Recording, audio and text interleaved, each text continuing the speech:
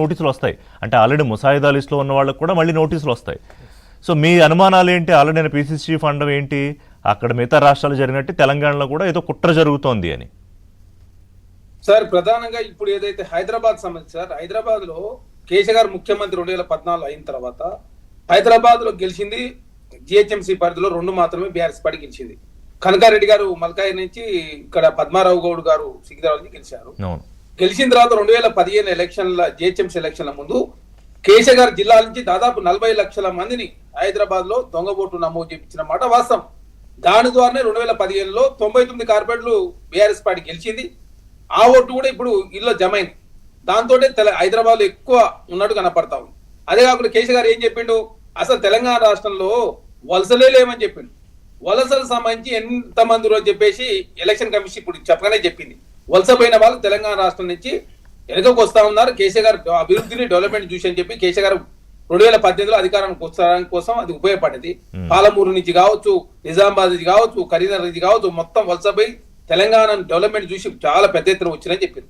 వలసపోయిన వాళ్ళు ఎంతమంది చెప్పారు? దొంగ ఓట్ల సమస్య సార్, 6 లక్షల ఓట్లు దొంగ ఓట్లు షేర్లింగపల్లి, పటాన్ చెరువు, ఓల్డ్ సిటీ ప్రాంతాల్లో కూడా చెప్పారు. ఆ ఓల్డ్ సిటీలో నిజానే ఇంత ముందే నిజానే ఈ ఎస్ఐఆర్ ప్రక్రియ ముందే ఓట్లు తీసేసి ఉంటే మా ఫిరోజ్ ఖాన్ లాంటి వారు దాదాపు 4 సార్లు ఎమ్మెల్యే అయ్యారు. అంటే స్టాటిస్టిక్స్ పక్కన పెడితే చరణ్ గారు, మీకు పొలిటికల్ గా ఉన్న అనుమానం ఏంటి? బీఆర్ఎస్ బీజేపీ కలిసి చేస్తున్న వ్యవహారం అనేది అదే సార్. ఇప్పుడు హైదరాబాద్ లో సీట్లు పెరుగుతాయని అందరూ అనుకున్నారు, కానీ పరిస్థితి చూసినట్లయితే హైదరాబాద్ లో సీట్లు తగ్గుతా ఉన్నాయి. జిల్లాల్లో మాత్రం మంచిగానే సీట్లు ఉంటున్నాయి. ఇక్కడ బీజేపీ బీఆర్ఎస్ పొత్తులో భాగంగా చాలా ఓట్లు, అంటే ఇట్లా దొంగ ఓట్లు కావచ్చు, డబుల్ ఓట్లు కావచ్చు, లేదు చనిపోయిన వాళ్ళ ఓట్లు కావచ్చు, ఇట్లానే ఏమన్నా తీసేసి తప్పలేదు. కానీ ఆధారాలకు సంబంధించి 2002 సంబంధించిన డాక్యుమెంట్లు, తర్వాత ఇంకా వేరే అడగడంతో ప్రధానంగా దాదాపు దానికి సంబంధించిన సమస్యనే 73 లక్షల ఓట్లు తొలగించబడ్డాయి. 92,36,000 మందిలో 60,50,000 మంది సాంకేతిక లోపాలని చెప్పేసి గుర్తించారు. అంటే ఒక 50 లక్షల ఓట్లు పోయాయి అనుకోండి, ఫైనల్ గా అది ఎవరికి నష్టం, ఎవరికి లాభం?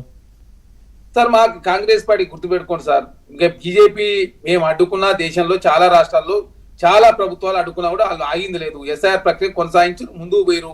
కోర్టులో కూడా చాలా కేసులు పెండింగ్ ఉన్నాయి, అయినా ముందుకు పోయిన పరిస్థితి మనం చూస్తా ఉన్నాం. ఏది చేసినా, ఎన్ని జిమ్మిక్కులు చేసినా బీఆర్ఎస్ పార్టీ బీజేపీ కావచ్చు, కలిసి కూటాలు చేసినా, కలిసి వచ్చినా తెలంగాణ రాష్ట్రంలో కాంగ్రెస్ పార్టీ ఎదుర్కోవడం మేము సిద్ధమైన.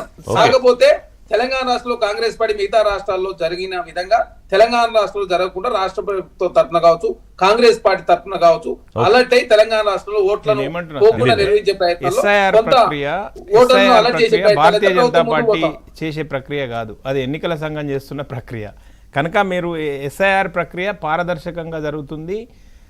బిఎల్ఓలు రాష్ట్ర ప్రభుత్వ పరిధిలో ఉండే వాళ్ళు ఎవరైనా కాదు, బెంగాల్లో, తమిళనాడులో, ఎవరైనా కాదు, బీహార్లో ఇంత గొడవ ఎందుకు జరుగుతుంది అంత పారదర్శకంగా? సార్ ఏది కూడా కాల పరీక్షకు నిలబడలేదు. ఆరోపణలు ఉట్టి పసలైన ఆరోపణల ద్వారా మీరు ఓట్లను తొలగిస్తున్నారు అని చెప్తున్నారు. సార్ నేను చాలా చిన్న అంశం చెప్తా.